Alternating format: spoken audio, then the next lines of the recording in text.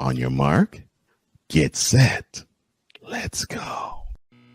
I can't do it. We'll do it live. Do it live! I'll write it and we'll do it live!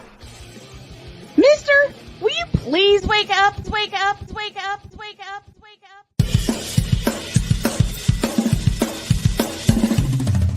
Good morning, Kevin Durant. You should have left California. This Bronxexual upset me in having to bring this teenage idiot from Wisconsin into a sports conversation. Are you really surprised the Cowboys are giving up on Ezekiel Elliott? Whoa. Hell no! Well, no one cares about baseball. Bitch, are you for real?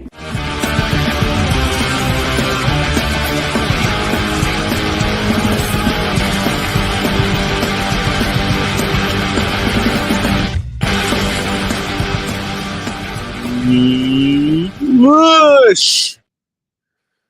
All right, let's get this party started. Good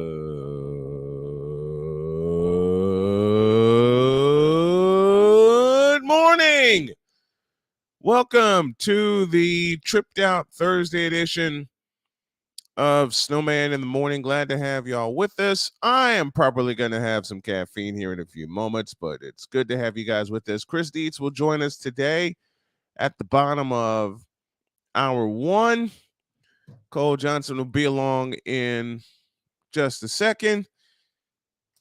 So I will probably have something in case y'all missed it yesterday, depending on what time my partner gets here. Exciting news on my end. May have a part-time job coming. So I can get some things going and finally be able to help my family. So I'm excited about that. I'm also excited about this. This is what we call the Whip Around, presented by Fanatics.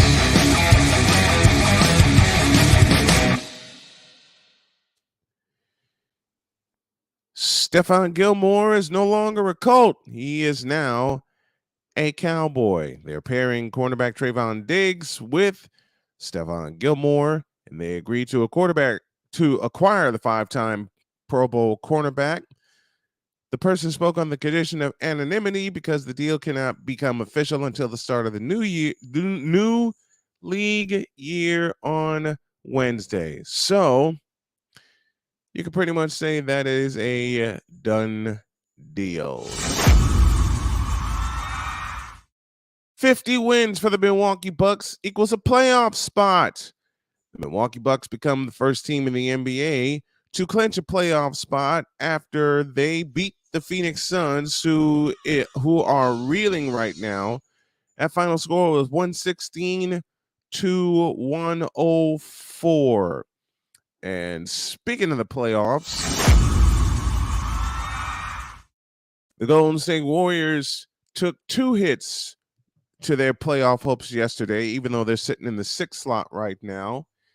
They lost to the Clippers 134 to 126, and they may have also lost Andre Iguodala because he is to have wrist surgery next week. Oh boy. I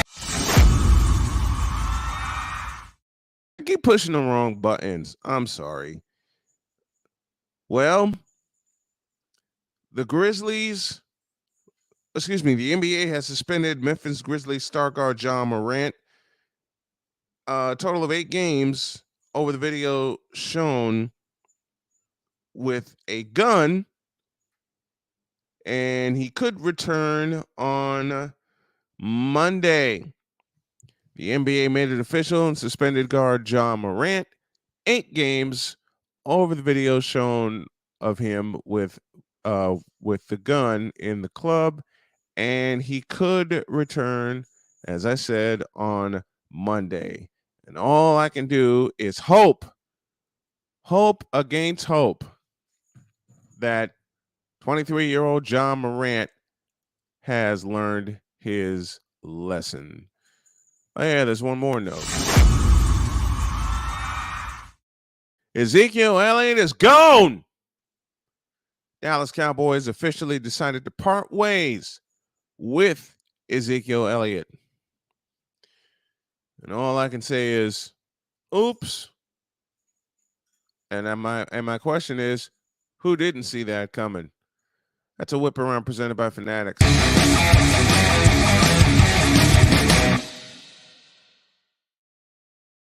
To the Fanatics feedback zone. First and foremost, Ryan McCoffey joins us, says, good morning, Snow Crew. Nothing important or earth-shattering happened in football yesterday except Ezekiel Elliott getting the axe. Who didn't see that coming? Playmakers Blog Network says, good morning. A Pizzle says the same thing. And he's not returning. John Morant's not returning Monday. Okay, Playmaker, you got an update for us. Hit us with it. Now, my partner Cole Johnson is here. How are you, sir? I'm doing good. How are you? I'm doing good, man. Good. I'm doing good. So who didn't see Ezekiel Elliott getting cut? Well, I mean, we were like a year ahead of that, so I think we were a year and a half ahead of that. I mean, shucks. Well, Playmaker has made a request of us. Oh, he has? Okay, what is the? I saw a message he dropped to me last night. So, what is that request? Hey, what's up, Andrew? What's up, Andrew? That request is for us to put Florida Gator Nation on the hot seat. Today is the official beginning of March Madness. The first 4 have been completed. Gator Nation. Wow. Okay. All right. Yeah, as in the Florida Gators. Yeah, I know. Yeah, I know. I know. He wants us to put Gator Nation on blast. Wow. So let's go. Okay. He sent me an exchange. And it starts with, and you better open it. Oh, Lord, okay. Quote. Why we couldn't be like UNC and skip the NIT. Close quote. This moment of bronze sexual stupidity is brought to you by Hooked on Bronix. When you start talking like an idiotic bronze sexual, Hooked on Bronix can set you right. Call 1-800-YOKAY. Real LJPM, now approve all this. You are an idiot. What? Don't what me. Don't try to look innocent at me like you're one of my children. Stop it. Come on. And the bottom line, paid for by the city. But the crap is as idiotic as that. I'm like, oh my know. gosh. And that's the beauty of it. I want to know one thing. Where did you find LeBron in that stupid hat? I saw that. I was like, "Oh, this is perfect." Where'd you find it? He's having this Marvin Gaye, let's get it on moment. I'm Let's like, get "Oh, right. this is perfect." So remember the game they played, the second game they played in San Francisco. Yes. Of course, he didn't play it. It was the girl that fangirled over him. It was that night. I was like, okay, I gotta find that ridiculous outfit with that crappy hat on his head. Ah, there we go. Perfect. Yeah. Complete with the sunglasses indoors. I'm like, yes, this is awesome.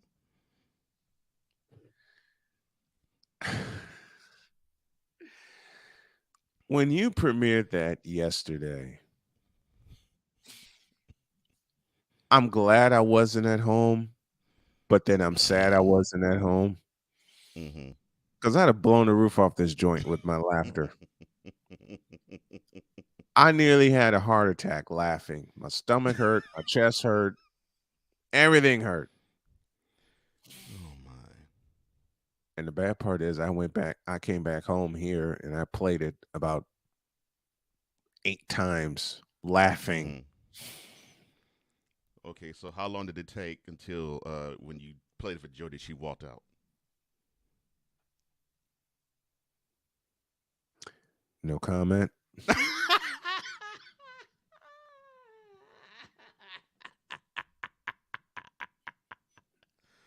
No comment. This moment, Brown said, "Oh, There you go. You know what's crazy?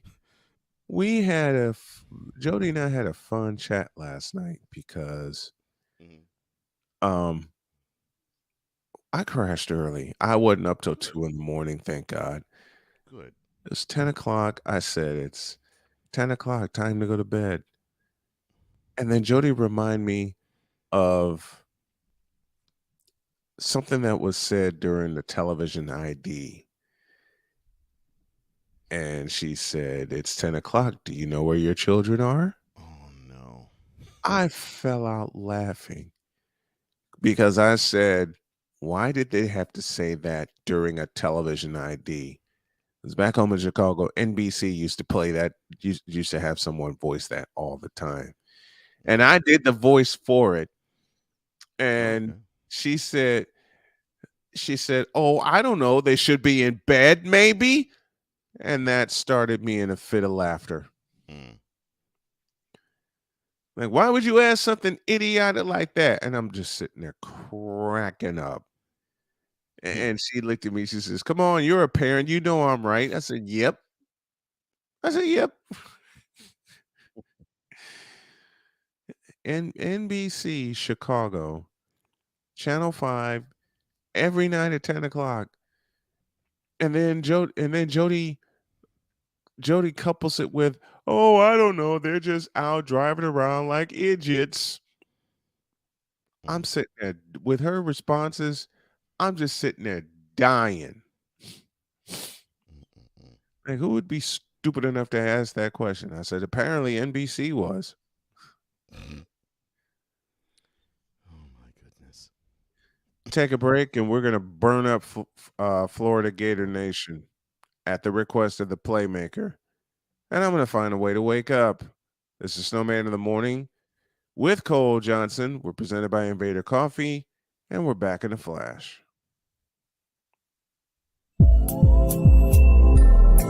This is Snowman in the Morning.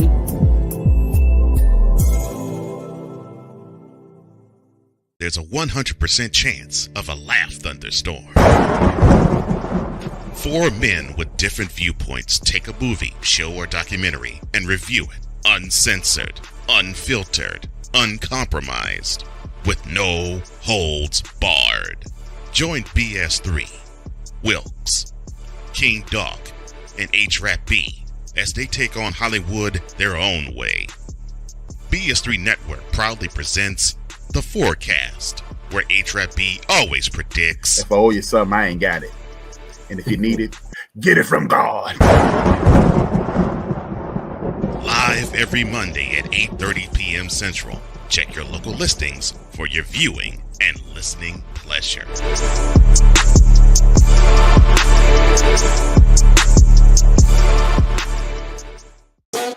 The original Think Drink is back. Level up with proven ingredients formulated to crush your competition. No gimmicks, no jitters, no messing around. Just high-potency results that keep you moving day or night. There's a new nerd in town, and we came to play. Nerd Focus. Smarter than energy. Are you waking up in the morning with a sore jaw, headaches, maybe even ringing in your ears, all because you're grinding and clenching your teeth at night? That's exactly what was going on with me. That's when I found this, the Brux Night Guard. Now, the Brux Night Guard redirects the bite force away from the back teeth, reducing jaw pain while still protecting the teeth.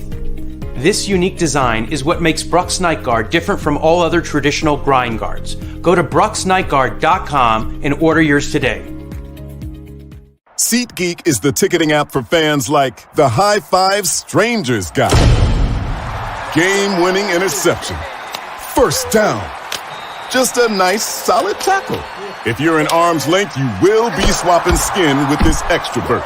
You see, he knows SeatGeek got him a great deal on tickets, so he can focus on what he does best, smacking palms. SeatGeek handles the tickets to sports, concerts, and more, so fans can fan. Here's an important message from the Diabetes Solution Center. Do you like pricking your fingers to test your blood sugar levels? No one does, but it's important to maintain your health. And now, by wearing a small remote device called a continuous glucose monitor, or CGM, you don't need to prick your fingers anymore. It's easy to use and helps you make more accurate diabetes treatment decisions. If you are testing your blood sugar 3 or more times daily, injecting insulin, or using an insulin pump, call the Diabetes Solution Center right now. And if you have Medicare or most major insurance coverage, you may be able to get a new CGM at little to no out-of-pocket cost. Shipping is free, and we'll even bill your insurance company for you. If you are testing your blood sugar 3 or more times daily, injecting insulin, or using an insulin pump, call the Diabetes Solution Center right now to learn how to end the painful finger sticks and get your own continuous glucose monitor, or CGM, at little to no out-of-pocket cost. 'Cause we take this job so serious. What in the all types of blue hell? This is Snowman in the Morning with Cole Johnson. I gotta ask a question. Who came up with the seal comment?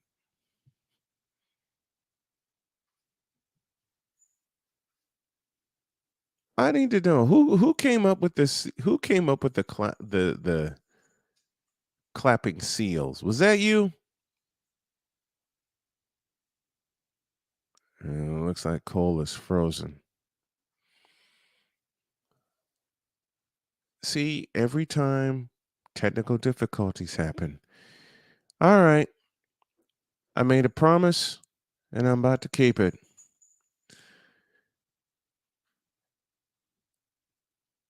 Dear Florida Gator Nation, and I'm about to make Playmaker very happy. This double play is for you. Y'all need one of these. And you need to sit down on this.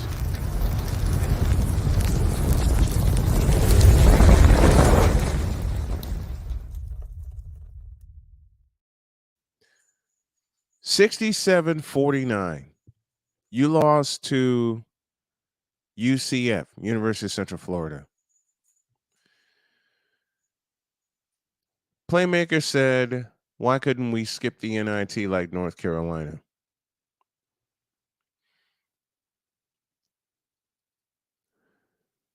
Some of the comments to him, extra practice and playing time has never been considered bad. Good question, because we are not losers like the Tar Holes.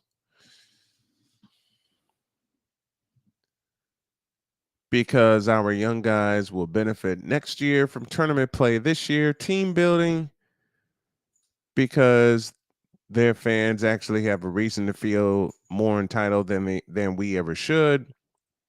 We are rebuilding and not reloading as blue bloods do. And I'm reading I'm reading the comments here. We need it. I used to feel that way in the later Billy D days, but not now, Billy Donovan.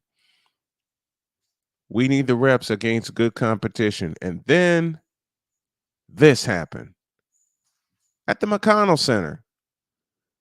67-49. Well, how do they feel now?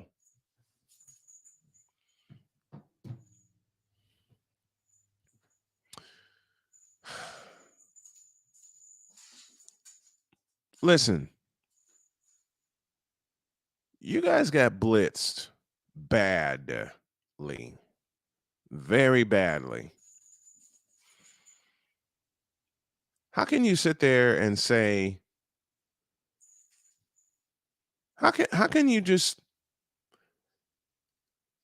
no, the proper question I should be asking is, how did your team just disintegrate like that?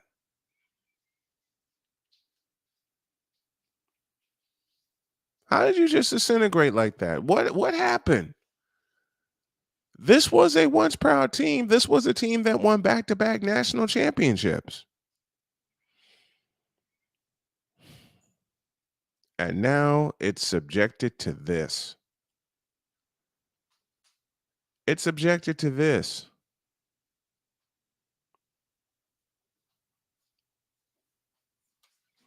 Listen, Gator Nation.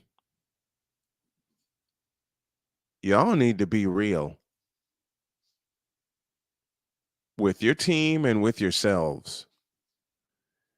Because, quite frankly, from what I saw the latter half of the season and this horrid performance last night, y'all suck.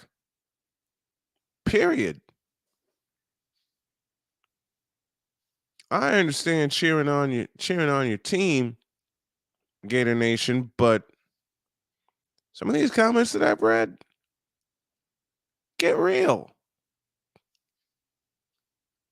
Just get real.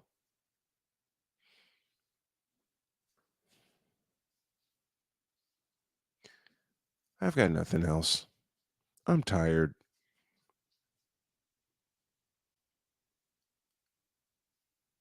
Now get up.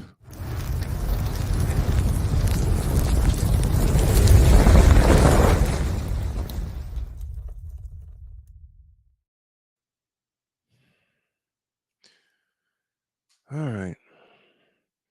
Since I lost my partner due to a connection issue, I'll bring on our guest right now.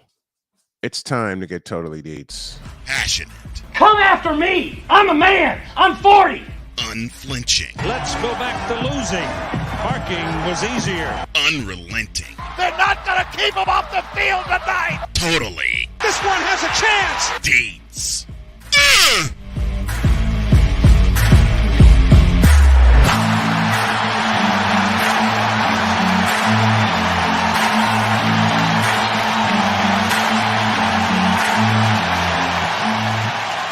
That's not just a murmur, that's a full-blown fibrillation. This is not a murmur. This is indeed a full-blown fibrillation. And here he is. Chris Dietz joins us right now. Good morning, Dietz. Hey, good morning, Snowman. How you doing? I'm not awake yet, so I can't answer that yet, but I'm working on it. All right. Well, just letting you know, it could be worse. You could be living where I am and completely unattached. I am detached from the world right now. Yeah, fiber optic internet does that to you, or our internet went out, and then we had the repair guy come, and he was like, "Why aren't you guys on fiber optics?" And we're like, "Because it wasn't available when we signed up." And he's like, "Oh, well, now it is, so we'll get you put in." This was on Saturday, and then he said, oh yeah, I can't come out till next Saturday to install it. So we're pretty much living in the we're living in the cave world right now. So it's Right. it's been a lot of fun. And if y'all believe that. All right, what you got for us this morning? Speaking of the cave world, look at this segue. Speaking of the cave world, I mentioned it on Monday, but the last thing I was looking at before my internet went out, I got an update from Clownfish TV, which shout out to them. They're a great website, and they have a little YouTube section. They're actually the ones that broke the story that Masters of the Universe was not going to be a He-Man show, and that whole controversy. So they broke that months ago. Oh, no. So when I got an update from them that the Flintstones is getting a reboot, I was intrigued. So I did some investigating. I watched their report, and I did some investigating on my own. And yes, we had Velma, and now we're going to get the Flintstones brought into the new world. And as a new show coming out on Fox, it'll be called Bedrock, and it will follow Pebbles and Bam Bam as they enter late teenhood, early adulthood, and how they interact with an older Fred and Wilma and Barney and all of that. So you can just imagine how that's going to go. What's the name of the YouTube channel again? I'll give them a subscribe after this show. It's Clownfish TV is the one that I got. They're pretty good. They talk a lot of Marvel stuff. They talk a lot of entertainment stuff. But like I said, they broke the news that Masters of the Universe was going to be all about Teela, and instead of being about He-Man.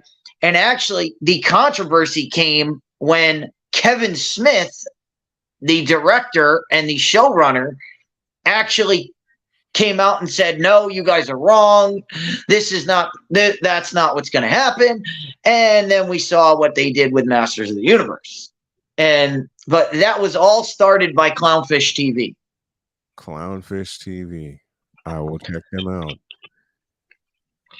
So, but yeah, so the Flintstones. So it's called Bedrock, and they're going to follow Pebbles and Bam Bam in their late teen year. I thought they did that already in the damn cartoon. Did I miss something?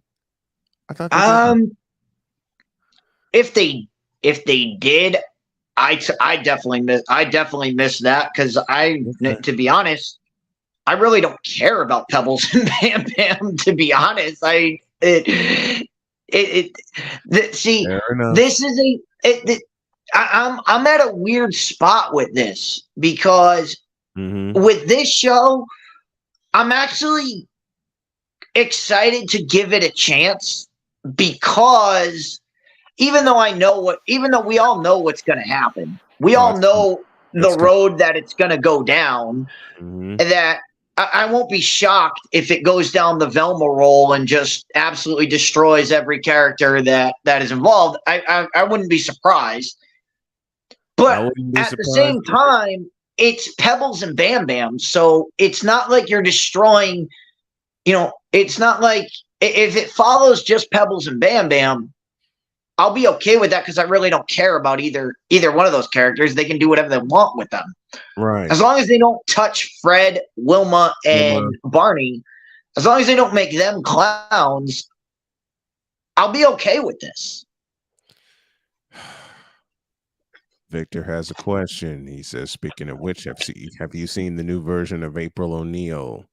I think you talked about it. For Victor, if you want my thoughts on that, go watch the very last episode. I know we didn't do it last week, but go watch the last episode I did of Fit Down Sports Show. Or actually, no, that was wrong. Do it go here. watch go watch a week ago when I was on this program discussing April O'Neil but no, for a you recap. you were saying the right word. You were about to say the right word. Destroy. Do it again. Yeah.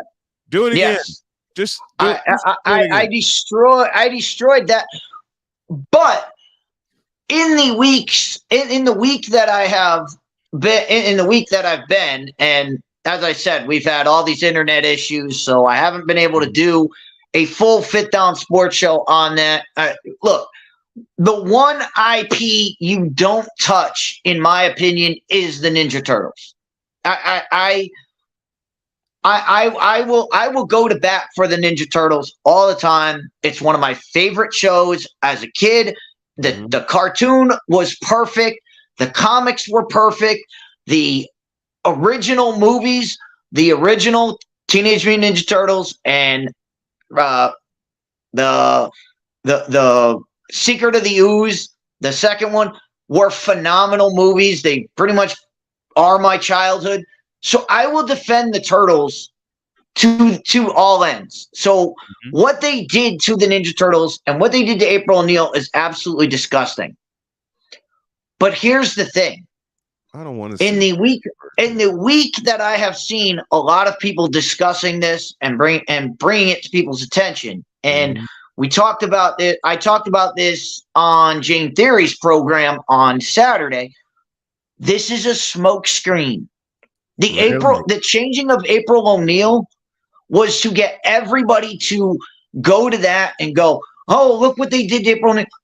What they did to April O'Neil doesn't make a difference. It's what they did to the Turtles. They ruined the Turtles in this new show. Agreed. They took the Turtles and everything that was individual about them, everything that made Leonardo, made Raphael, made them different characters. What they did is they got rid of all that. They're all pretty much the same now. You know, it was always, they all had a certain element that you could connect with. Mm-hmm. And what they've done is they basically made them all into clowns and made them all they're all comic relief. And that's not what the Turtles were. The Turtles were all different. There were 4 totally different beings that came together. Mm-hmm. And everybody, that's why they were awesome, is that everybody could get behind one of them. Like, you know, everybody has a favorite Ninja Turtle growing up. If you were the smart one, you went to Donatello because he was, again, Donatello does machines. He was the guy that fixed everything. He was the guy that came up with, you know, all the gadgets and all of that stuff. That was his game. Right. You know, if you were more of the alpha character, you sided with Leonardo because he was the leader. He had the katanas. That's why he has katanas. Is he's the leader of the group. If you were more the party goer, if you were more into the comics, if you were more into the comic relief, you sided with Michelangelo. And if you grew up being pretty much a dick, you sided with Raphael because Raphael was cool but rude. That's what he was, and that's what he was in the movie. In the movie, that's exactly how everything unravels. Is Raphael goes out, does they get mad at him, and he does some jerk move, and he goes out and he fights and gets himself into trouble, and then they go save him, and that's the plot of the entire movie. That was the Ninja Turtles. Each one had their individual personality. But they all had personality. They all had their fit. And when one was gone, you saw when one was gone, there was a piece missing to the Turtles. And they knew that, and they knew that they needed to go get it. They needed to go save their buddy because they needed that element They really played it up during the movie, during the original movie. What I got from this trailer, from the trailer that's out for the movie that's coming out that Seth Rogen is behind, and we all know what Seth Rogen, and in the trailer it says something like, I forget how they word it, but it's like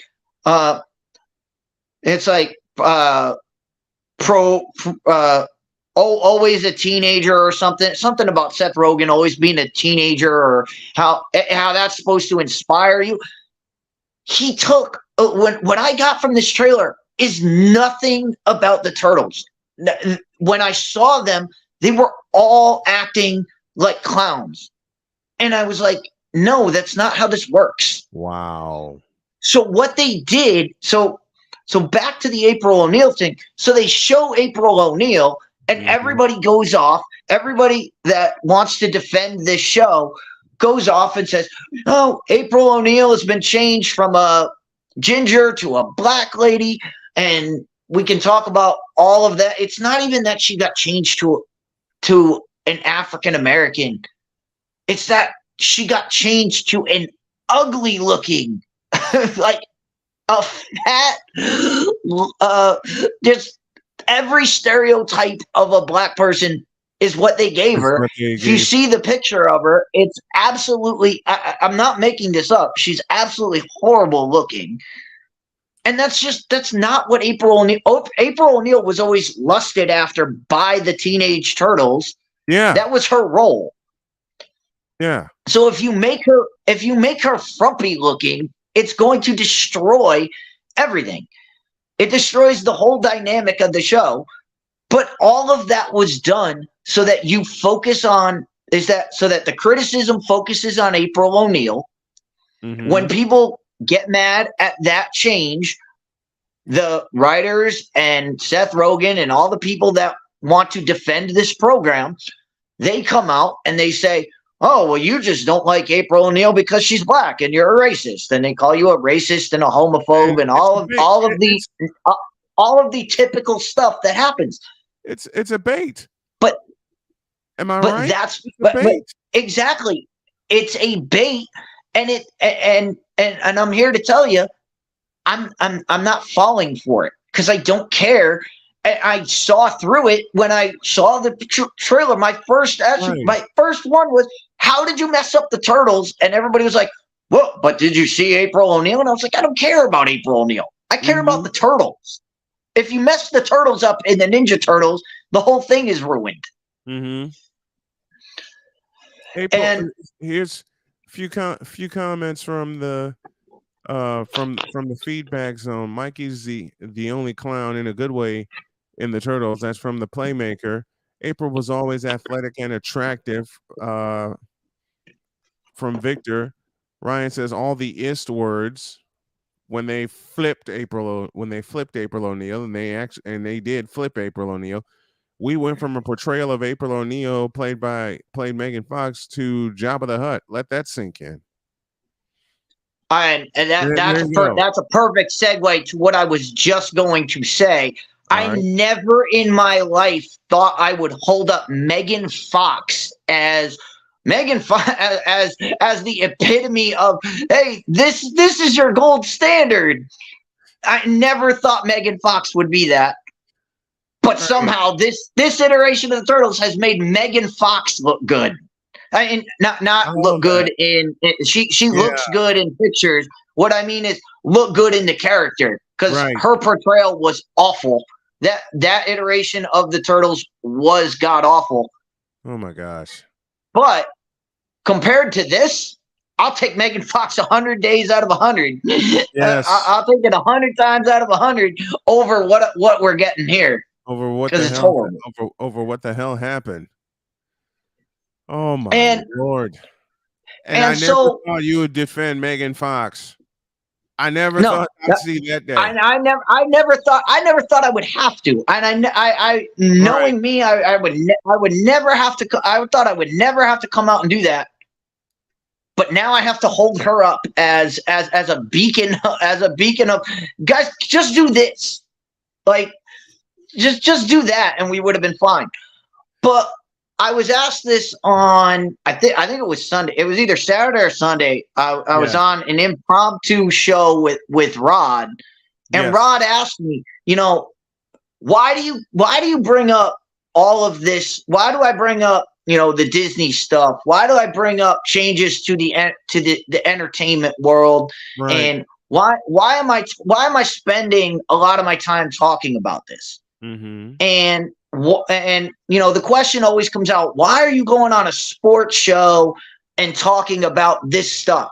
Well, because it's not about the changes that are happening. It's not about the Oscars on Monday releasing a trailer with a race swapped Ariel in Little Mermaid and all of that. It's about why they're doing it. They're doing it to change the past. Right. They want to change the past. And if we change the past, we cannot look at the future.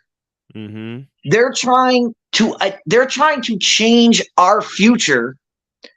And if we accept it, we're going to fall. We're going to fall. It's what people have always said. And I think it was Orwell who said it. Those who control the past control the future. And that's why we look at it. And when we look at sports, you think about what is happening in college football. Yeah. And I'll bring the parallel to college football, where the last time I watched the Sports Senseis with you and Drew, mm-hmm. you were talking about whether Georgia could three-peat. Yeah, could run the table this season.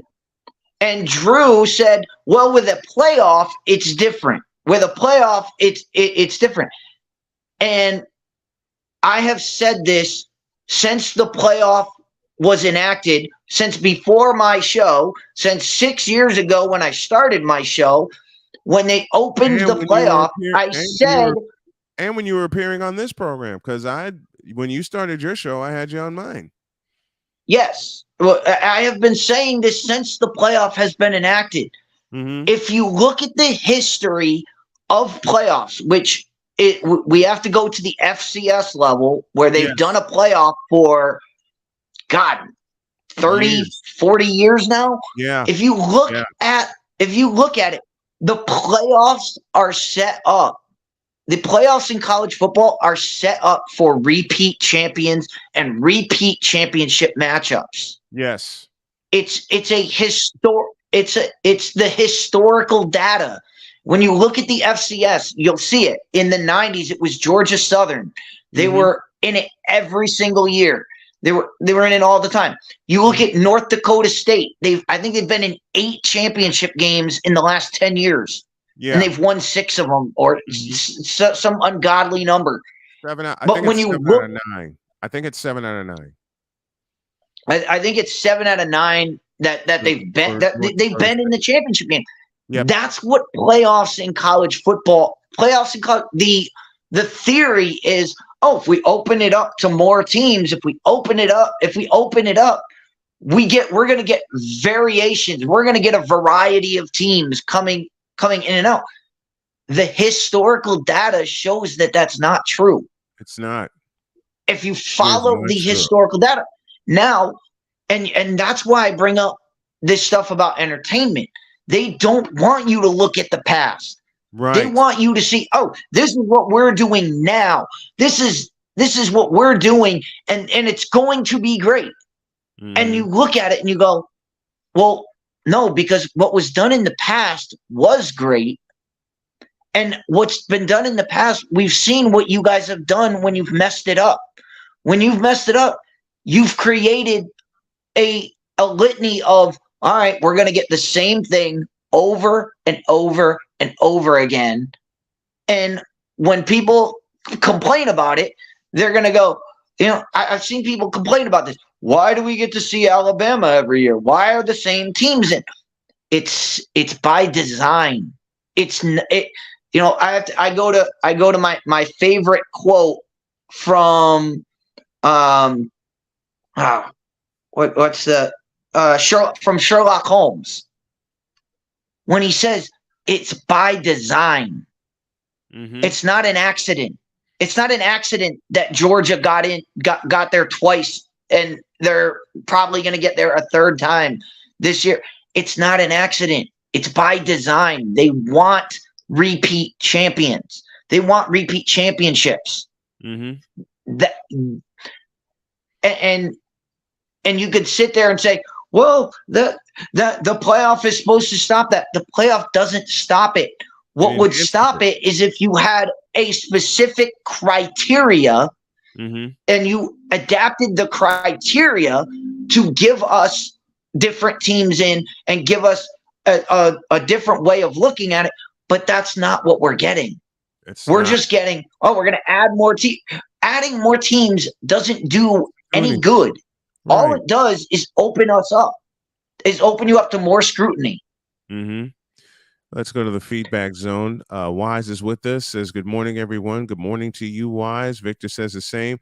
And Ryan, we did a skit on Monday about quarterback when we had Ryan McCarthy on.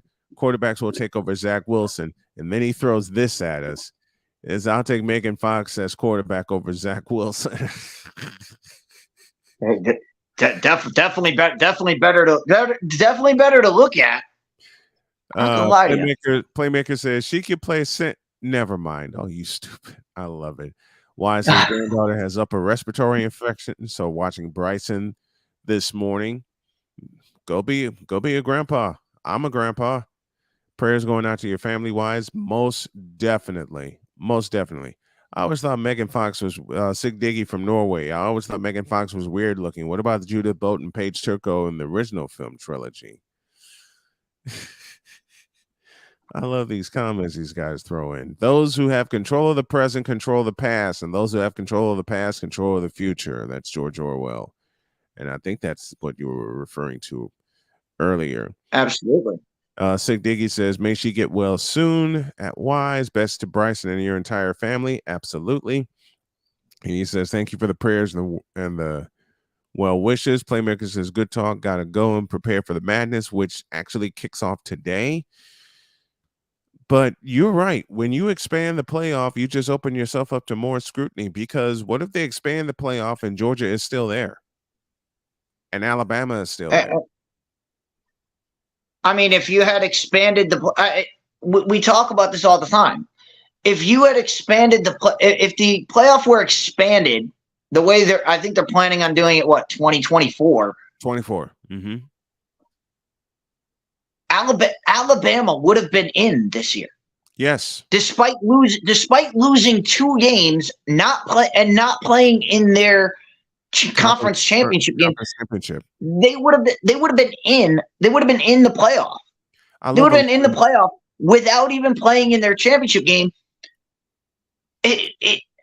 Again, you're just opening yourself up to even more. Even if we get to a championship game where you have Georgia versus Alabama, where it used to be, all right, one team is going to win, one team's going to knock each other out. Mm-hmm. Well, if they both go into that game undefeated, right now we know that's not a knockout game. That's just, all right, we're playing for seeding. Right. So does it really matter if we expand the playoff and you're talking about both teams are already in, so who cares? Why even play the game? Why even play the game? Exactly. That's what we're talking about here. And we're talking about college football. The essence of college football is the regular season matters. Yes. Every single Saturday is a playoff game. Every single Saturday is important. And if they'd have used the model that they're talking about in 2024 and 2020, you know who else would have gotten in? Northwestern. Because Northwestern played in their conference championship game against Ohio State. Damn near beat them. Damn near beat them. And I've spoken about this, and you've been there with me. If they expanded the playoffs in 2020, which was the perfect time to do it with COVID going on, and you would have gotten in.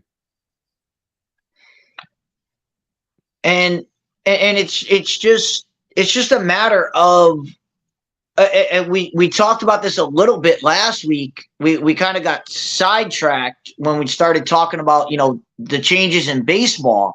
Mhm. It's not about the changes. It's about why are you making these changes? Mhm. Why are you doing it? And the reason that they'll give is, we want to court new audience. We want to get new audience in. That's Well, you're making these changes and you're driving away the original audience. to get a bigger audience in, to satisfy television markets, to bring more money in that way. But what you're essentially doing is you're talking to a market that doesn't exist right now. You're talking to a market that, for people that say, I don't watch college football because they don't have a big enough playoff. I mean, we talked about this a little bit last week, but I'll say it again.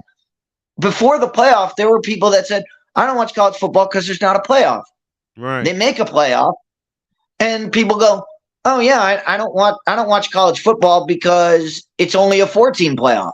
Well, when you give in to these kinds of things, people just say, I want to take more. All right, you have a playoff. Well, 4 teams isn't enough. Right. Okay, well, when we go to 16 teams, they're going to say, those same people are going to say, I only watch the playoffs. Mm-hmm. I don't watch because there's no need to watch during the regular season. I've heard it with the NFL and the NBA for years. I don't watch until the playoffs happen. That's the same argument they'll offer for them.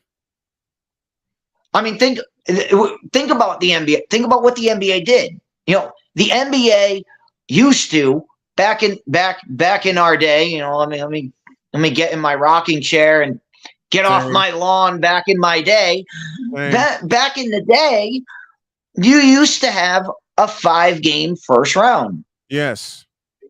Well, they expanded it to 7 games because people were getting upset. People, and I don't mean upset as in mad. I mean, teams were getting upset because it was a 5-game series. Mm-hmm. And the networks were saying, hey, we're not getting enough games. The network said, we need the first round to be 7 games so we can have more televised markets, more and more intrigue in it. And for what? For what did they do that? They did that for exposure and money. And there are a lot of old time basketball people that are like, this isn't basketball. Mm-hmm. This isn't the basketball I grew up in, so it doesn't matter. It doesn't count to me, and I don't care. Yeah. And I've seen that with I've seen so much of that with baseball, with old time baseball fans saying, "You know what? I just don't care anymore." And I'm one and the new crowd, they're not. The new crowd is not. They're not going to the ballpark. No, they're not tuning in weekly. They might tune in here and there, but they're not tuning in religiously as the old timers would.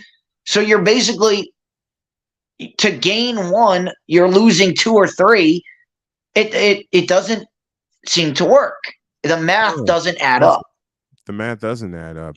Ryan McCarthy, the NHL has the same problem. The regular season is too long and not enough people watch, but ratings explode when the Stanley Cup playoffs start. Yeah. Nothing but truth there.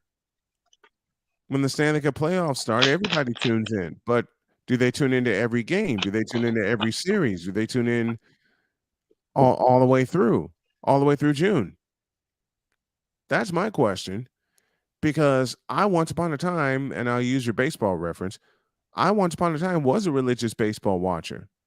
And in many ways, I still am, cheering on my White Sox. But they're trying to attract a crowd, like you said, that doesn't exist, and it won't exist. And what you're doing right now, MLB, is driving away your original crowd that would go to the ballpark, that would tune in every day. And the death of the regional sports networks are making it worse.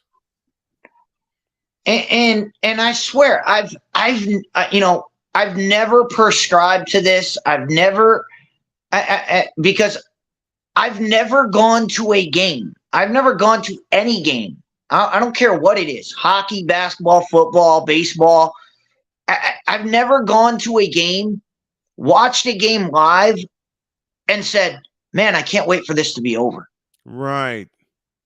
Like, and so as we were talking last week about the starting the runner at second base, because we want to get we want to get the game over with. The game over. I've never heard a baseball fan say, "Man, I watched that 21 inning Houston Yankees game or Houston Minnesota Minnesota New York game where Giambi hit a home run in like the 21st inning." I never heard anybody say, "Man, I was glad that ended." Like they wanted them to keep. Most of the fans I talked to were like, "Oh, I thought that game was going to go all the way. I thought it was going to keep going. I thought they were still going to be playing, and I'd still be watching it." Like those fans are sitting there going, "Why are you starting a guy on second base?" Like, all right, you're starting a guy on second base. I'm out. Longest college baseball game I ever watched was 25 innings, and that was, I believe, that was a regional game. That was a postseason game between Texas and Boston College. And I don't have my brain turned on, but there was one kid that pitched 12 innings of shutout baseball. Texas wound up winning the game 3-2. I'll have to look at my notes for that. But the longest game I've witnessed in person was 21 innings. And it was a baseball playoff game. And if I'm correct, it occurred at the Steel Yard in Gary, Indiana. It was Purdue. I want to say it was Purdue and Kent State. I'm going to look this up really quick. Purdue and Kent State played 21 innings of baseball, and there were no enhancements to the rules. There were no start the runner at second base in extra innings. It's like, okay, you got 3 outs, manufacture a run.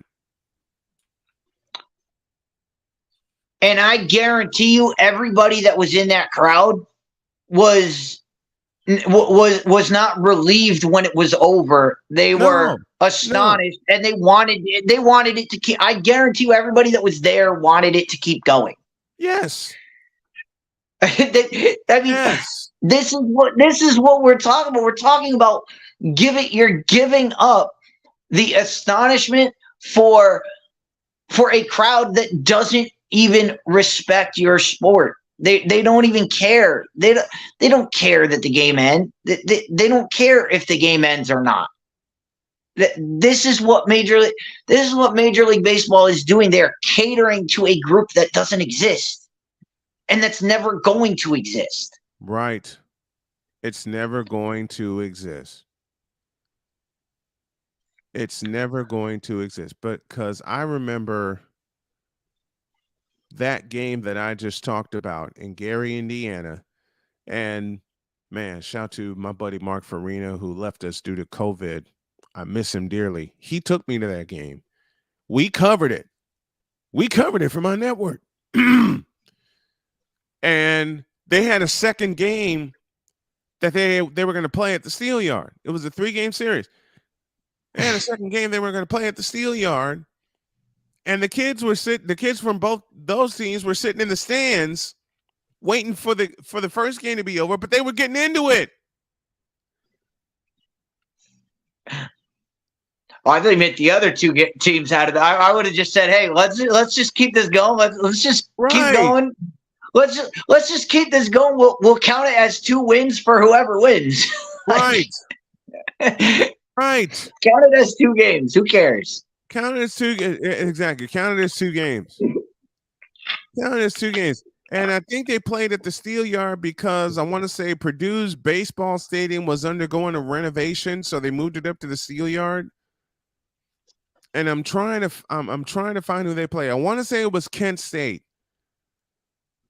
but I never said I'm glad that game was over.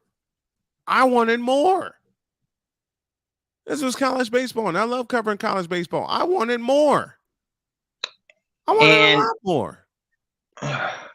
and while we're on this topic of of the past and the present, I got to address Playmaker's hot seat. Please do. Remember, I mean, this wasn't a long time ago. Right. But remember when the NIT was relevant? Mm-hmm. Before, when it was, and this was probably when there were 32 teams in the NCAA. Yeah. The NIT was still fun. It was still something people looked forward to. Yes. Now it seems like it's. I mean, teams like North Carolina, we're too good for the NIT. Get out of here. Yeah. Get out of here. Go play some. You think those kids don't want to play? There have to be kids on that team that want to play, that wanted to keep the season going. Yeah. Absolutely. There have to be. I mean, maybe I'm just old school and like, there had to be some seniors on that team that were like, I don't want my senior season to end. Because I can remember my high school and college years. I never wanted my senior season of anything to end. Right. If it did end, I wanted it to end in a championship game. I wouldn't care if it's the NIT. I'd be like, yeah, my senior year, we won a championship. It was the NIT, but it was the NIT. Yes. Oh, who cares? But that's kind of what we're talking about here. Like the NIT, it used to be something that mattered. Now it's just like an afterthought. Like, oh yeah, no one cares. Mm-hmm. So I would say, even if you get beat in the NIT, you played a playoff game. You played. Like you still played some. You still played. You got to see your team play, and like, okay, they lost to Central Florida. Like, it's not like they lost. It's not like they lost to Oswego State or some Division III school. Like, they lost to as a lot of guys have said, the other team recruits too. Mm-hmm. the other team has players, and you know what? I guarantee you, there were some players on Florida who were saying, "This is the NIT. Who cares?" Yeah. And I guarantee you, the guys on Central Florida who knew they weren't making the tournament, mm-hmm. they said, "We made the NIT. Let's go out and make the best of it." I mean, we've seen it in college football where a few years ago, when Georgia was supposed to be in the playoff, but they didn't get in, went to the Sugar Bowl and laid up a goose egg. Yeah. And Texas, who knew they weren't getting to the playoff, but strived to get to the Sugar Bowl, went in and waxed Georgia because Georgia. Texas wanted to be there and Georgia didn't. Mm-hmm. And you can see the difference. That's Chris Deese joining us as he does at the bottom of hour one, each and every Thursday. And I appreciate you so much, my friend. Thank you for coming on as always. You know when you're going to be on next?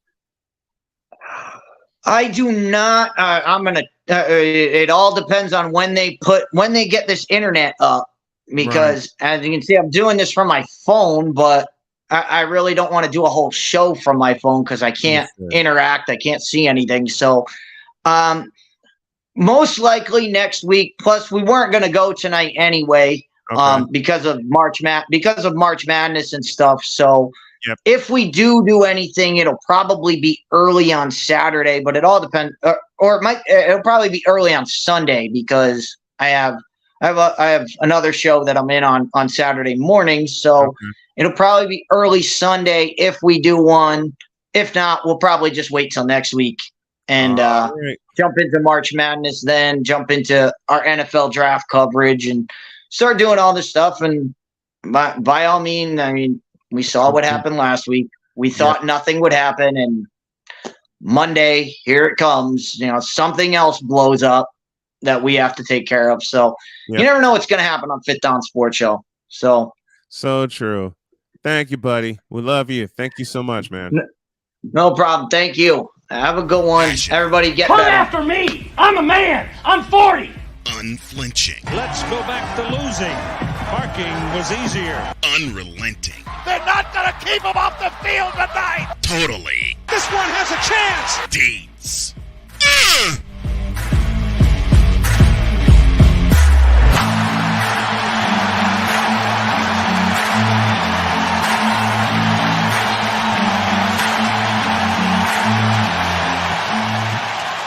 That's not just a murmur, that's a full-blown fibrillation.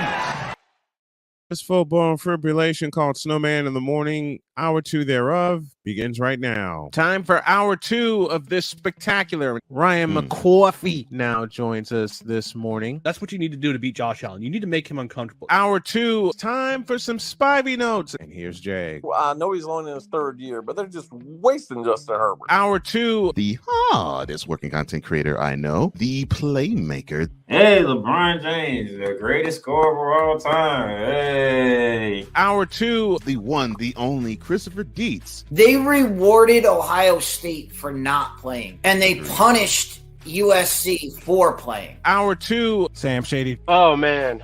It's been a roller coaster ride if you were a Philadelphia Stars fan. Hour 2, that's Big Ben, the man in charge of the BS3 network. And if I see Kurt 2 Chainz Cousins out. Hour 2, Chris Bay's joining us. Oh my God! Oh, this game! Oh, way to go, Sammy! Hour 2, YSL. Oh man, I thought I missed it. What in the all types of blue hell? Time for hour 2 of this spectacular, and it starts right now.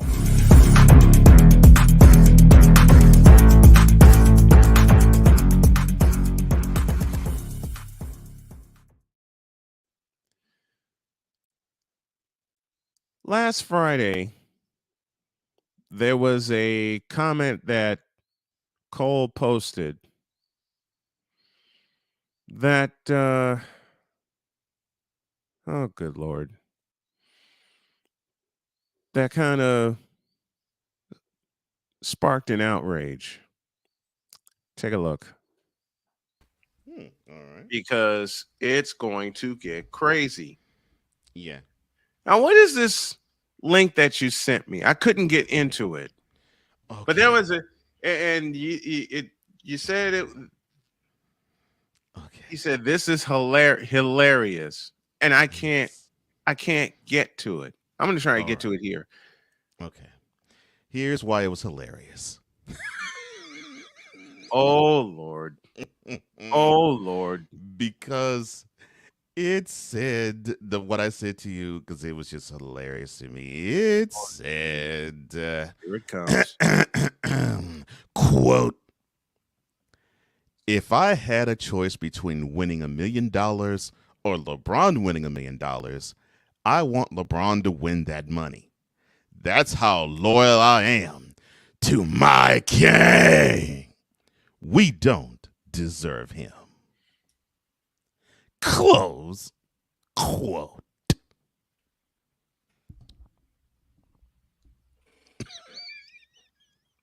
Say that again. Quote. If I had a choice between winning $1 million or LeBron winning $1 million, I want LeBron to win that money. That's how loyal I am to my king. We don't deserve him. Close quote. Let me get a drink. Oh, and Wise, I caught you doing your king. That was hilarious yesterday. That's one of the shorts I have planned to release today. Now, oh God. Why is my brain turning at 100 miles an hour? Remember, folks, this was last Friday. I don't know. Dan Levely said, "Who wrote that?" Dan, I have no clue, bro. Playmakers joining us from Jacksonville. You big dummy. Ryan McCoffey responds, I need something stronger after that quote. You're not lying about that. And then I'll let you read this. Oh, snap. Snowman about to go off. Yes. Okay. Wise, everybody else, forgive me. But the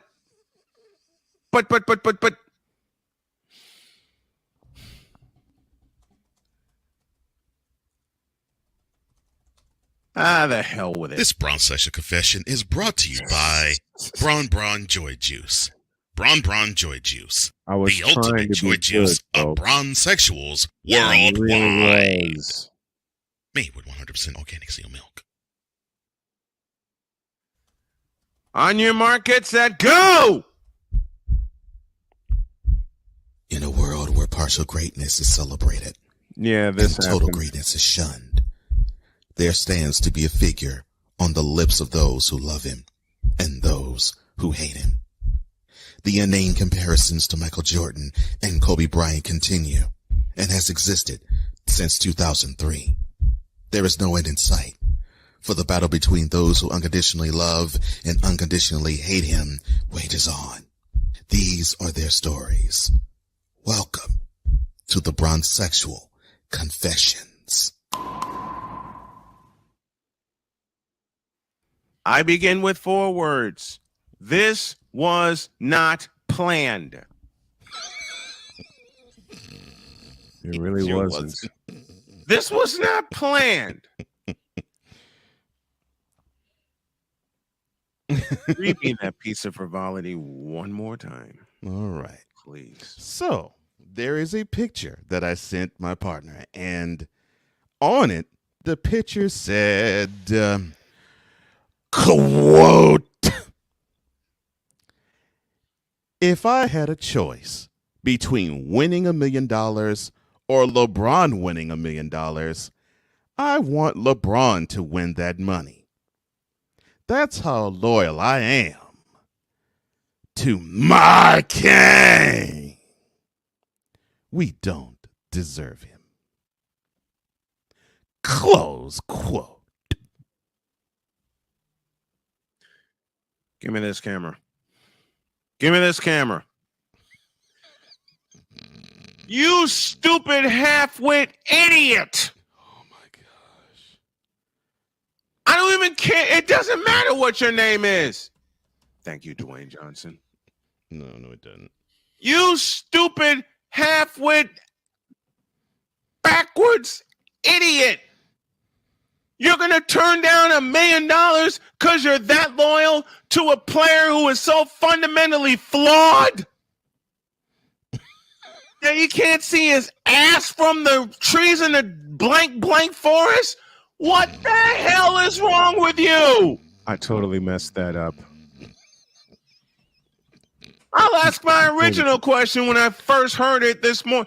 What in the vinyl blue, yellow-bellied, red-blooded hell is wrong with you? Oh, Lord have mercy. This was gorgeous. This was content. You're going to turn down $1 million just so you can have someone that's worth $1 billion win that $1 million? You fool! You absolute incompetent fool! Oh my! Which inspired what awesome. Y'all realize I'm gonna cut the hell out of this, but anyway, you incompetent idiot! This is awesome. You are that loyal to a player that is so fundamentally flawed that referees can't even call a travel properly? Really? Really? Content gold, I tell you. You are an idiot. You are a fool. You are a dummy. I can't believe You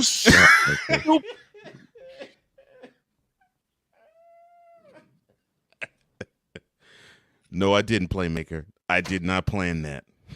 I did not will plan cuss, this. I will not cuss. I will not cuss. I will not cuss. I will not cuss. I will not cuss. But it's still content gold, though.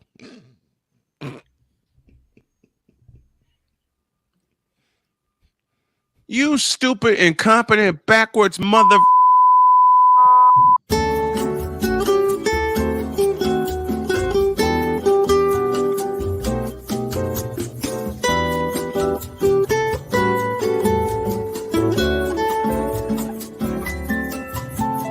We are experiencing technical difficulties. Please stand by.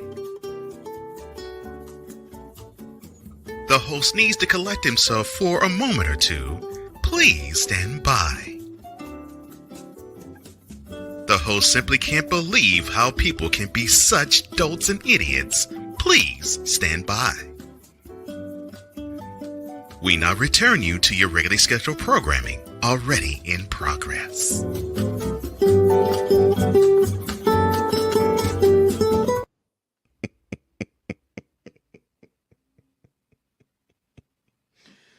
Bitch, please. Bitch, please. You turned down $1 million just so a guy who made $1 billion off of a fundamentally flawed game, which has been fundamentally flawed since high school. Oh my goodness. And is unable to accept coaching and is unable to accept instruction unless it's forced upon him. Thank you, Eric Spoelstra. Right. And the fact that his best years are behind him when he left Miami and got a fraudulent championship in 2016, you'd rather turn down $1 million to that guy? Bitch, please. Bitch, are you for real? Right. Cocaine's a hell of a drug.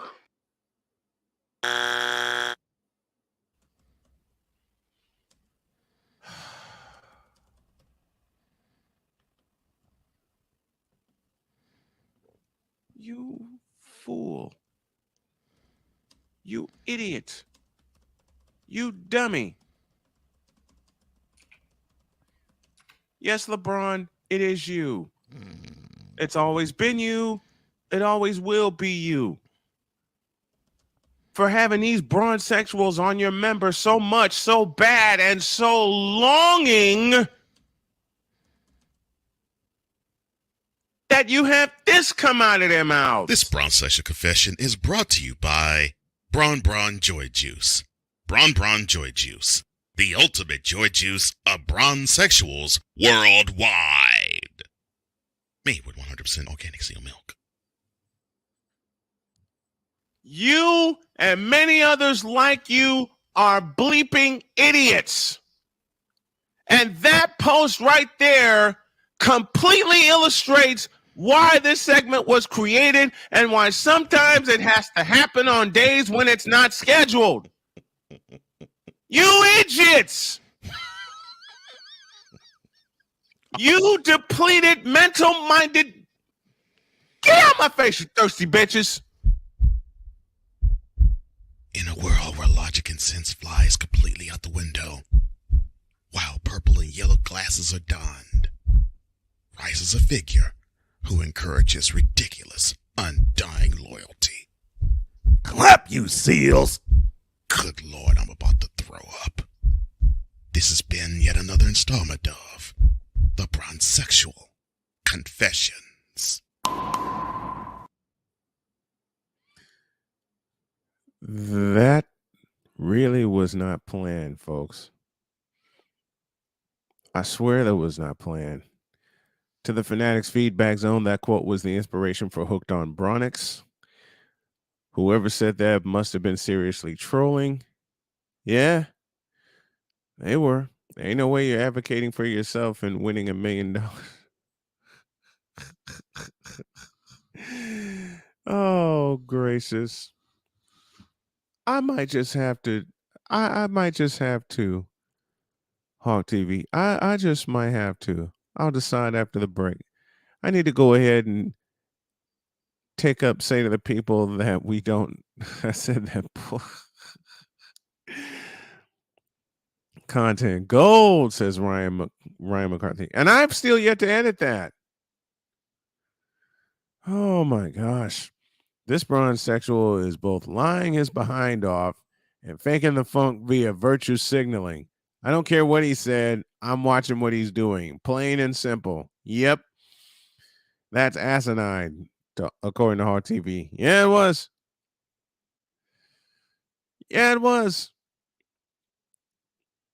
And then that quote right there that Cole read inspired Victor to do this. This moment of bronze sexual stupidity is brought to you by Hooked on Bronix.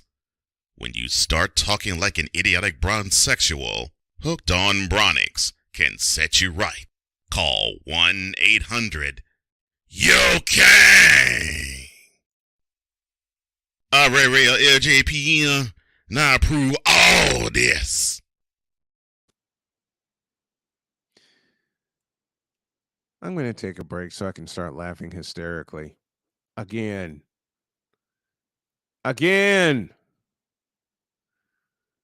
Darius Slay has been released and Aaron Rodgers wants to play for the Jets. Why?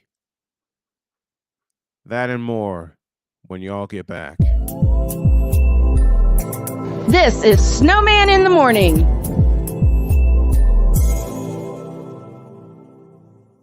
There's a 100% chance of a laugh thunderstorm. 4 men with different viewpoints take a movie, show, or documentary and review it uncensored, unfiltered, uncompromised, with no holds barred. Join BS3, Wilkes, King Doc, and H-Rap B as they take on Hollywood their own way. BS3 Network proudly presents The Forecast, where H-Rap B always predicts, if I owe you something, I ain't got it. And if you need it, get it from God. live every Monday at 8:30 p.m. Central. Check your local listings for your viewing and listening pleasure.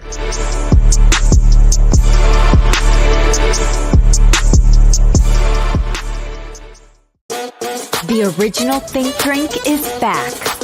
Level up with proven ingredients formulated to crush your competition.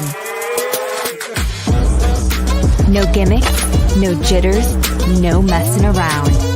Just high potency results that keep you moving day or night. There's a new nerd in town, and we came to play. Nerd Focus. Smarter than energy. Are you waking up in the morning with a sore jaw, headaches, maybe even ringing in your ears, all because you're grinding and clenching your teeth at night? That's exactly what was going on with me. That's when I found this, the Brooks Night Guard. Now, the Brooks Night Guard redirects the bite force away from the back teeth, reducing jaw pain while still protecting the teeth. This unique design is what makes Brooks Night Guard different from all other traditional grind guards. Go to BrooksNightGuard.com and order yours today. SeatGeek is the ticketing app for fans like the High Five Strangers guy. Game-winning interception. First down. Just a nice, solid tackle. If you're in arm's length, you will be swapping skin with this extrovert. You see, he knows SeatGeek got him a great deal on tickets, so he can focus on what he does best, smacking palms. SeatGeek handles the tickets to sports, concerts, and more, so fans can fan. Here's an important message from the Diabetes Solution Center. Do you like pricking your fingers to test your blood sugar levels? No one does, but it's important to maintain your health. And now, by wearing a small remote device called a continuous glucose monitor, or CGM, you don't need to prick your fingers anymore. It's easy to use and helps you make more accurate diabetes treatment decisions. If you are testing your blood sugar 3 or more times daily, injecting insulin, or using an insulin pump, call the Diabetes Solution Center right now. And if you have Medicare or most major insurance coverage, you may be able to get a new CGM at little to no out-of-pocket cost. Shipping is free, and we'll even bill your insurance company for you. If you are testing your blood sugar 3 or more times daily, injecting insulin, or using an insulin pump, call the Diabetes Solution Center right now to learn how to end the painful finger sticks and get your own continuous glucose monitor, or CGM, at little to no out-of-pocket cost. 'Cause we take this job so serious. What in the all types of blue hell? Yes, 'cause we take this job so serious. The f is that? Sorry, pardon me. My apologies. What in the all types of blue hell? Yes, it's Snowman in the Morning with Cole Johnson.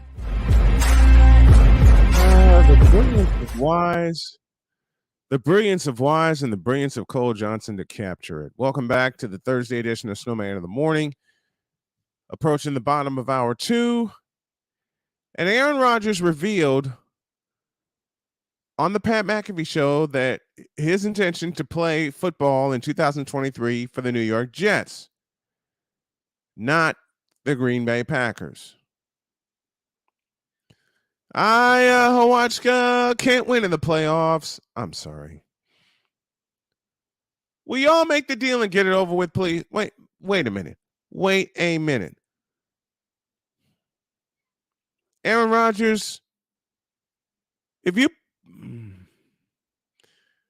Ryan McCarthy, forgive me. Aaron Rodgers, if you wind up playing for the Jets, you're going to suffer a lot of spectacular, craptacular.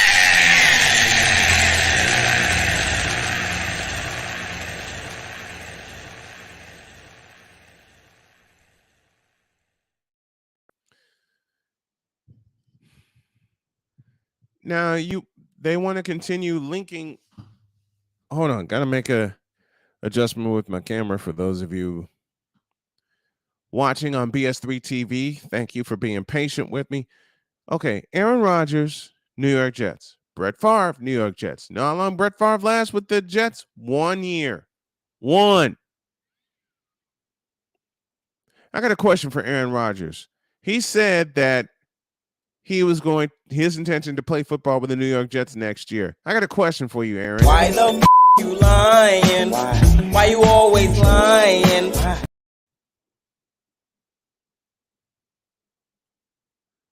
I'll believe it when I see it. And you want to rip the Packers for holding things up? They should have sent your ass packing a long time ago.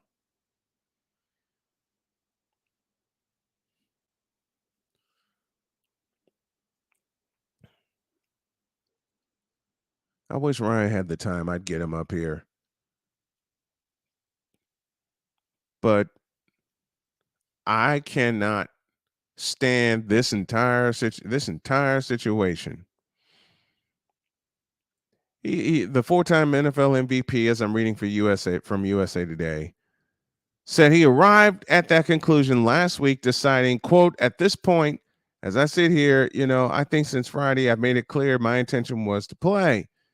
And my intention was to play for the New York Jets. I haven't been holding anything up at this point. It's been compensation that the Packers are trying to get for me and kind of digging their heels in. Close quote.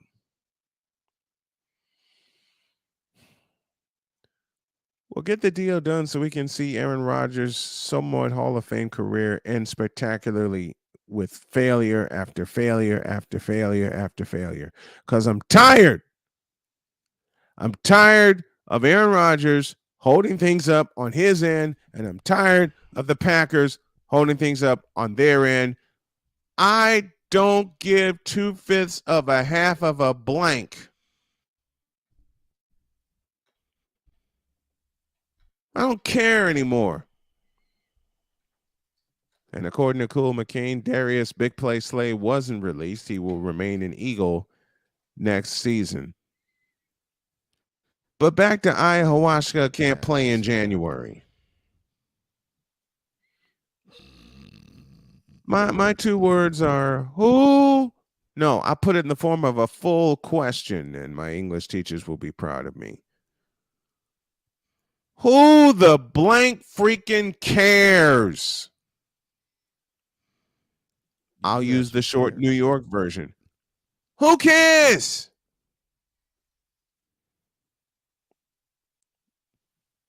Just send him packing, send him to the Jets, and let's watch the Jets lose 14 games this year with him at quarterback. That's who cares. Yeah.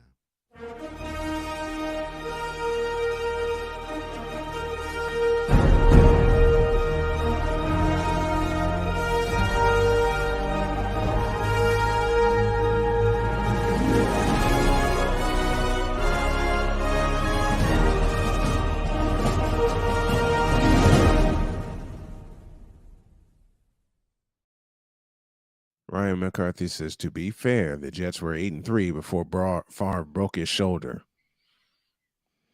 Yeah, so I'll take Aaron Jets were Favre. 8-3 I'll take before Brett he- Favre over Aaron Rodgers. So the Jets were 8-3 before Favre decided to send a naked picture to somebody. Yep. And that was Yep. his wife. Okay, gotcha. Before he decided to send naked pictures and receive, and not only send them but receive them. And receive them. Mm-hmm. Who cares? Aaron Rodgers, who bleeping cares? Shut up, pack your bags, go have a 3-14 season, and leave us alone, will you please? Yeah, I do feel like saying about Aaron Rodgers, who really gives up? Because Exactly. It's every single off season ever since 2019, we've had to go through. We've had to deal with this. And what makes it funnier is that he had to deal with this on the front end of his career because Favre didn't want to retire. Mm-hmm. And now he's paying it forward to Jordan Love. If I were Jordan Love, I'd go to Packers brass and say, get me out of here. Right now. I don't want to deal with this mess. I said this when I first saw the deal possibly happen. Mm-hmm. I will continue to say it now. Please do. The Jets front office, and I'm so sorry, Ryan, that I'm about to say this, they have made a huge cardinal mistake in wanting to have this 1 year prima donna great step because the ownership group should have been on the first thing spoken away from Aaron Rodgers. Mm-hmm. Now they're going to have to deal with him every single Tuesday being on the Pat McAfee show, and I have nothing but nice things to say about the Pat McAfee show and Pat McAfee. Same. I love Pat McAfee. But Rodgers he wastes his time. Being on that platform every single Tuesday when the season's on, wanting to simply, I don't know, treat it as though this is like a psychiatrist's chair for him or a couch for him. And I say, who the hell? Right. And I say, for 18 weeks, we are subjected to, well, we had a bad start, or, well, yeah, we're peaking at the right time, or everything seems to be all right, but I just need to fine tune things, or, it's not my fault, it's my teammates' fault, or, well, the season ended bad. So I'm going to take about 4 or 5 months before I make a decision. Every year. Damn year. Stop me if you heard all of what I've just said about every time he gets on Pat McAfee's show. Mm-hmm. Mm-hmm. And it has been a recycled trope for him for the last 4 years. Yeah, I'm just sick of his act. It needs to stop, and it needs to stop now. It needs to quit. Really, Ryan? Power through it?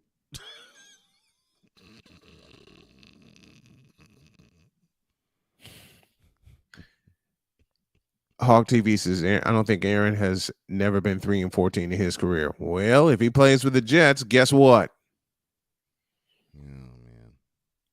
And I'm sorry, Ryan McCarthy. I know you're a Jets fan, but y'all have a quarterback conundrum, to say the least. It's either sign Aaron Rodgers and get it over with, or trust Zach Wilson and get that over with. Either way, it's a 3-win season. Because Zach Wilson is not an NFL quarterback. Look, I will trust Mike White and draft whomever you want to in this year's draft before I would trust Zach Wilson or Aaron Rodgers. Let's reprise what we did on Monday. I'll trust Gus Frerotte on the 1-yard line against the Bears before I trust Zach Wilson. No, I'll take it even further. I would trust Gus Frerotte after he banged his head on the wall at FedEx Field. Mm-hmm. Or after he banged his head on the turf at the old Giant Stadium. It's just how's that? I will take. We did this on Monday. May as well finish with it today. I would. I know I'm about to date myself, and I know I'm going to date my partner, but I'm going to go a little further back, and we're going to go down the list in alphabetical order, skipping the Jets, of course. I'll start it with this. I'll trust Chris Miller from the Atlanta Falcons. Well, Chris Miller had a pretty good 1991 season, so okay. Yep. I'll trust Chris Miller over Zach Wilson. Your turn. All right. Well, heck, I'll go straight to A. Look, I'll take Arch Schleister. I'll trust Frank Reich. Going in team alphabetical order. That's the Buffalo Bills. Right. The Chicago Bears are next. All right. Well, heck, I'll take Bobby Douglas. Jim Miller. Heck. Let's see. What's another Bears quarter? Heck, I'll take Vince Evans. You beat me to it. Darn you. You beat me to it. Okay. Cincinnati is next. I'll trust Ken Anderson. Ken Anderson had a good 81 season. Jeff Blake. Carson Palmer. Palmer was okay. Look, doggone it. The first name is escaping me. Great. Last name? Klinger. David Klinger. Yeah, I wanted to say David, but other names kept coming up. University of Houston fame. Yeah. Who threw for 700 yards and couldn't do a doggone thing in the NFL. Not a thing. And then the Bengals thought they were getting something special. I'm like, no, you weren't. No, not a chance. How come you and I can see it and they couldn't? And I got a chance to see him at Houston. I mean, he was good, but it was the offense. The offense was designed around him. Mm-hmm. Now we go to the Cowboys, and I'll take Danny White. And I like Danny White. Let me see. Okay, Don Meredith. Gary Hogaboom. And I actually like Hogaboom too. Let me see. Okay, Craig Morton. Since we're in Denver. Jake Plummer. Okay. Let me see. Brian Greasy. Hey, you beat me to it, Craig Morton. I was gonna go Quincy Carter for the Cowboys, but I couldn't do that. I couldn't either. I couldn't do that. Hell, I was about to say Woodrow Dantzler, but I couldn't do that. Ryan, there you go. Achilles Smith. Achilles Smith. I love it. All right, to Detroit, and I say Andre Ware. Yeah, you had to take the one I was going to get. Eric Hipple. Eric Hipple. Who got knocked out in a game twice in 1985 against the Bears, Week 16. And he got savagely knocked out. At least knocked down against in Tampa too. Oh my! He got obliterated. Mm-hmm. There you go, Chuck Long. That's a good one. Eric Kramer. Eric Kramer's a good one too. Scott Mitchell. Who perfected the right hand handoff when he broke his hand. He broke his hand, yeah. He broke his hand. And for those who don't know, Mitchell was a left-handed quarterback. Yeah, Mitchell was a lefty. Broke his throwing hand and still was able to operate at the quarterback position. To Green Bay, and I go Don Majkowski. The Magic Man. Okay. Yes. Doggone it again. What number did he wear? 12. Dickey. Glenn Dickey. Glenn. I couldn't. Glenn Dickey. That was my next one. Oh, McCain back to Detroit. Rodney Peete. Oh, yeah, Rodney Peete. That's a good one. Cool. To your Houston Oilers. Cody Carlson. Oliver Luck.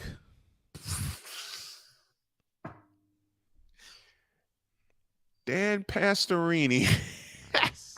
Nice. Brent Peace. There you go. Oh, okay, watch this. To my wife's beloved Indianapolis Colts, Jacoby Brissett. Oh. And what we're doing, we're thinking the quarterbacks will take over Zach Wilson. Oh. Heck, okay, why not? Jim Harbaugh. Sorry. Jim Harbaugh. Sorry. It's the first quarter. Do you know where your quarterback is? Jim. And if you heard the show earlier, that's a reference to a network ID ad that they used to run. To Kansas City. And I'm going to make you smile and laugh with the name I'm going to give you. Mm-hmm. Bill Kinney. I'm impressed. All right, Steve DeBerg. This is when Arrowhead Stadium was named Arrowhead Stadium. It was AstroTurf. Yep. And it was empty. It was empty. Yeah, that was it. Didn't resemble what it looks now. No, both turf and stands. Yeah, turf and stands. I mean, it was the hardest AstroTurf you can ever see. Mm-hmm. Oh, there's one. Elvis Gerbach. That was going to be my next one. Thank you, Ryan. That was going to be my next one, Elvis Gerbach. And you said Steve DeBerg. I said Steve DeBerg. Mm-hmm. All right. I'm going to make a lot of old school football fans happy. To the Los Angeles Rams, Vince Ferragamo. Oh, you made me happy. Because that was when I first paid attention to the Rams. Was yes, Vince Ferragamo's quarterback. Pat Hadel, Jim Everett. Poor Jim. And it's Hayden out of USC. Hayden, I'm sorry, Hayden. Pat Hayden. Oh, Lord have mercy. It's all right. Hayden, that's right. Now I'm really gonna make you happy. To the Los Angeles Raiders, Jim Plunkett. All right. Mark Wilson. Rich Loose Gannon. Thank you, Chris Berman, for that. And of course, that was the Oakland Raiders. Ryan McCarthy said one for the Chiefs. Dave Craig. Mm-hmm. I was going to save him for the Seahawks, but okay. Yeah, I was going to save him for the Seahawks too. But I got a good one for this. I got a good one for the Seahawks. To the Miami Dolphins, Don Strock. My favorite backup ever. Oh, good Lord. David Woodley. There you go. And of course, those are the two that preceded the legendary Dan Marino. To the Minnesota Vikings, and I'm going to have fun with this. There are two quarterbacks I have in mind. I'll take one. You take the other. Mm-hmm. All right? Okay. Tommy Kramer. That was one that I was going to take. Let me see. You remember the other one? There's so many that I can think of. Like think 87 playoffs and his connection to Anthony Carter. Yeah. Oh gosh. Wilson, but I can't think of his first name. Wade. Wade Wilson. Yeah. That was one of them. But I He just couldn't think of his first name. tore up the 49ers in 87 and He tore up the Saints the week before that, Yep, too. tore up the Saints in the Superdome. He tore up the 49ers at Candlestick Park, and he got obliterated the next 2 years in Candlestick Park. Yeah, he did. Oh, Lordy. I love it.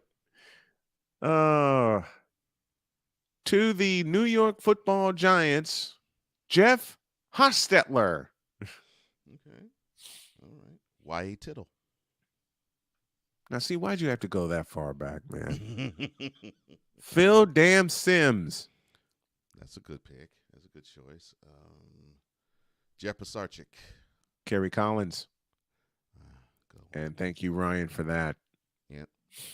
Oh, okay. Fran we didn't use it for the Vikings. Fran Tarkenton. There you go. Fran Tarkenton, and he played with the Giants and went back to the Vikings. Okay. Fine. Frank Gifford. There you go. Ryan had a list. There you go. That's a good one. Dave Brown. Dave Brown. Good one, Wise. Good one, Wise. Back to the Vikings. Teddy Bridgewater. Back to the Vikings. Back to the Saints. Back to the. Oh man, there's a list. Panthers. There's a list. There's a team we skipped. Carolina. Kerry Collins. He was both. He was both quarterback and Steve Berline. Yeah, I ain't putting Cam Newton in this conversation. I wouldn't trust him. Cam Newton, I wouldn't either.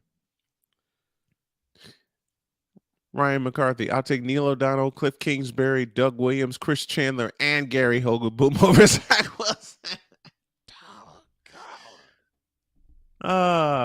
Eli Manning, Giants. Of course. These are all quarterbacks we take over Zach Wilson. Yeah. What are some of yours? Line them up in the chat. This is how we close out. Line them up in the chat. We're at Oakland, Philadelphia, Ron Jaworski, Jaws. That's a good one. McNabbs is too easy. Yeah. Cape now. Jim McMahon on the latter part of his career. I'm gonna make cool, happy / angry at the same time. Carson Wentz.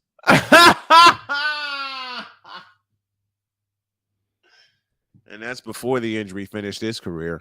Right. That's an injury that finished. That's before the injury that finished his career.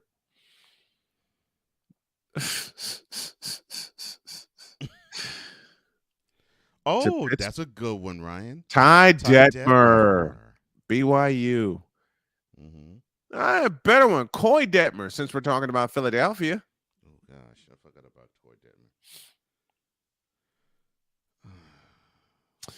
Oh boy. Where are we at? Pittsburgh? Okay, we're in Pittsburgh. Yeah. I think who was it? Ryan again said he'll take old man Ben Roethlisberger. That was Vic. Oh, that was Victor. Sorry, Victor. Yeah, old man. He said he would take old man Ben Roethlisberger. Yep. The last 2 years of Ben Roethlisberger. Yeah. Well, yeah, he can only throw 5-yard passes. Right. Okay, here you go. Look at that. Kevin Cobb. Nice one for the Eagles. Nice one, man. Kevin Cobb. That's a good one, bro. Threw a 108-yard interception to Ed Reed. Yep. But Ed's still probably running that interception. Wise in the chat. That would be the only person I wouldn't take over Zach Wilson. That person is Carson Wentz. Clap, you Wentz sexuals. I'm sorry. Did I say Lord. Okay. Hey, Cool McCann came up with that, okay? All right, Steelers. Oh, Bubby Brister. Damn it, you beat me to it. Mark Malone. That's a good choice, too. Of course, heck. All right, Neil O'Donnell. I know that was said in the chat. Yeah, so yeah, Neil O'Donnell. You can take the Jets version of Neil O'Donnell over Zach Wilson. Well, doggone it. Mike Maddox. Is it Mike? Mike Maddox? Yes. Yeah, okay. Yes. The XFL fame, Yeah, the XFL original fame. XFL fame. Mm-hmm. Right. To San Diego. And boy, I got one. I got one for San Diego. You ready? Okay. David Freeze. And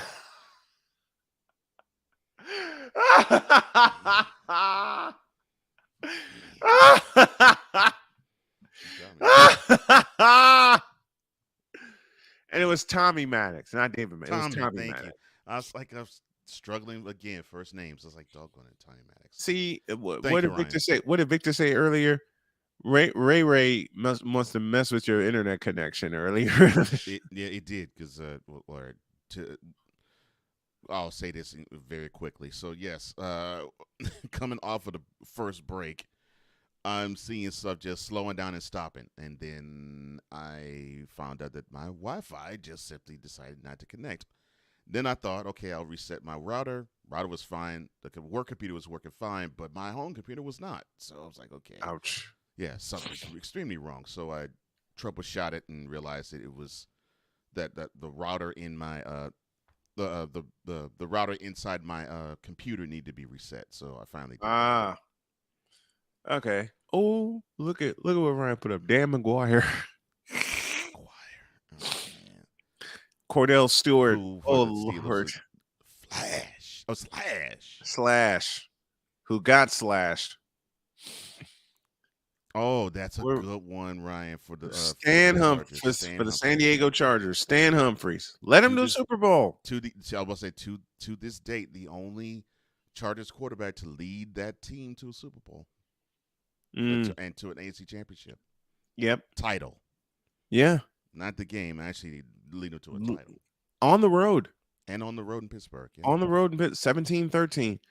That was a good game, too. Y'all know, Hall TV, y'all know y'all would never take any of these quarterbacks over these guys over Aaron Rodgers, right? Wrong.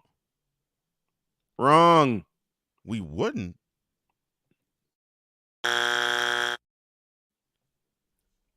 Aaron Rodgers equals drama. I don't give a crap how entertaining he is. I don't care how talented he is. Look at what Victor put in the chat. Look at the name Victor put in the chat. Rex Grossman.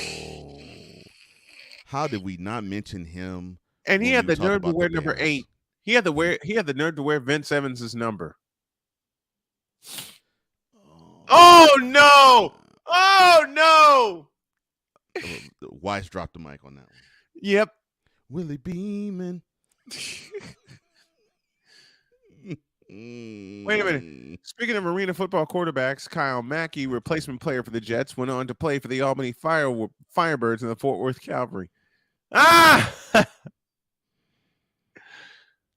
Okay. To San Francisco. Oh Lord, Jeff Garcia. Okay. The first two in mind, I won't touch because they're legendary. Well, of course, Montana and Young. Yep. Let me see. Of course, Elvis Gerbach was already mentioned. Elvis Gerbach was there. Okay, Alex Smith was already mentioned. Alex Smith. Let me see. Who else? Oh boy. Oh, I got one. He filled in for Montana for a couple weeks in '86 when Montana went out with a back injury. Jeff Kemp. Yeah, I totally forgot about him. Okay. I totally forgot about him. Now I mentioned him already, Jeff Garcia. Oh Lord, this is too much fun, and we're running out of time, or we're running out of teams. So to Tampa Bay, where do we start? Vinny Testaverde.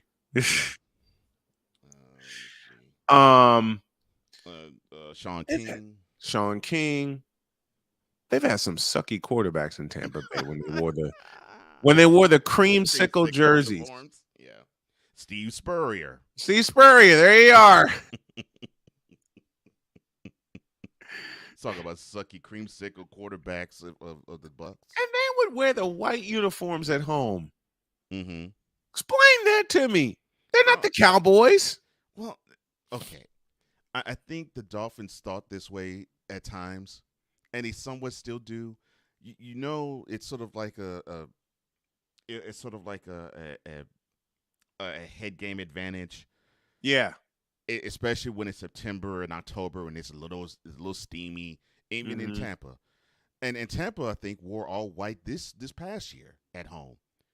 I think every home game they wore white. Dear God. So there you go. The thing is, they would wear white in September and October, and it would force the team that was on the road to wear their home colored uniforms. uniforms because supposedly it's supposed to be hotter on a team that's wearing the darker colors.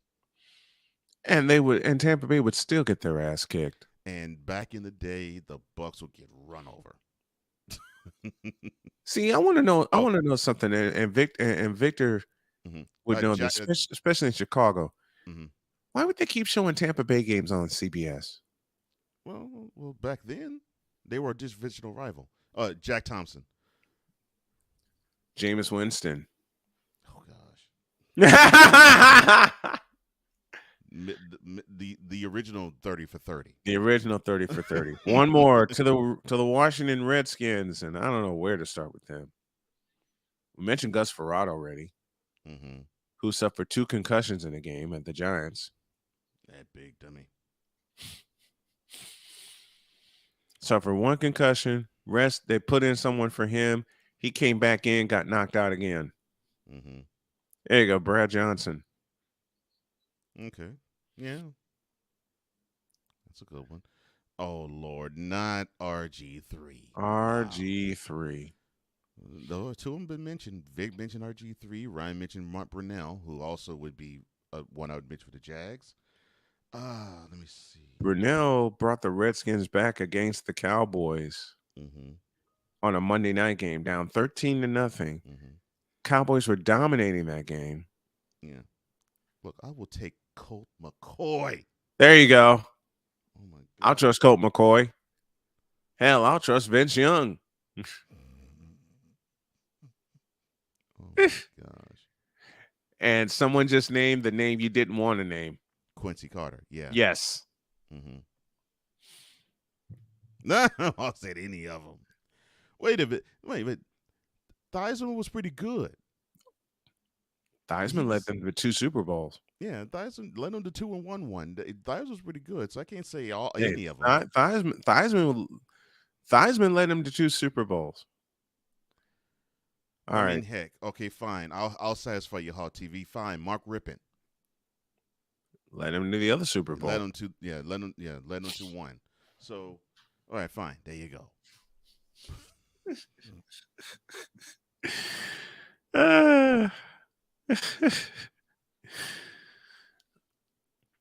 Why do I feel like opening with this tomorrow?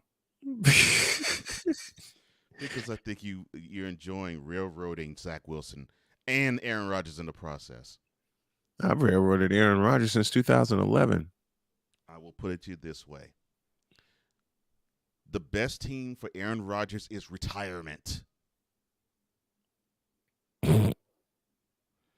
We'll leave it there. Have a great day. God bless. Remember to make your next move your best move. And always remember, if your dreams don't scare you, then they are not big enough. I'm Brian Snow, and I approve all this. Oh, my gosh. You started it. We're out of here. See you tomorrow. Oh.